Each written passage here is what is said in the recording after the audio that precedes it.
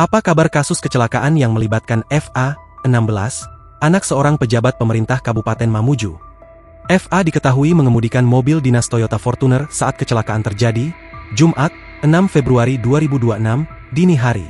Insiden tersebut menyebabkan dua warga mengalami luka berat hingga patah tulang. Meski demikian, hingga kini FA belum tersangka apalagi ditahan oleh pihak kepolisian. Polresta Mamuju memastikan proses hukum kecelakaan lalu lintas yang melibatkan FA, 16, tetap berjalan.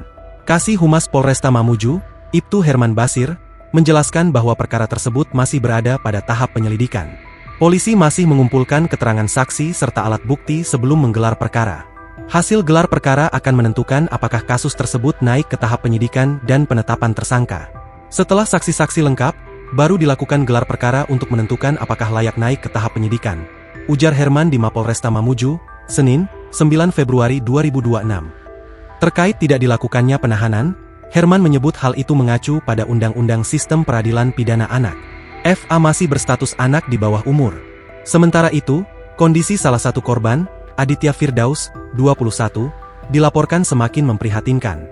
Korban harus dirujuk ke RSUP Wahidin Sudirohusodo Makassar karena mengalami patah tulang parah. Pemilik warung Lamongan Alfariski, tempat korban bekerja, Fadilah Suhartin, menyebut fasilitas medis di Mamuju belum mampu menangani kerusakan tulang kompleks yang dialami korban. Selain patah tulang, korban juga mengalami memar di bagian perut serta trauma kepala akibat benturan keras. Saat ini, korban masih membutuhkan bantuan oksigen. Fadilah mengungkapkan, orang tua FA yang menjabat sebagai Kepala Bidang Aset BPKAD Mamuju sempat menemui pihak korban dan berjanji bertanggung jawab atas biaya pengobatan. Namun hingga berita ini diturunkan, janji tersebut disebut belum direalisasikan. Download Tribun X sekarang, menghadirkan lokal menjadi Indonesia.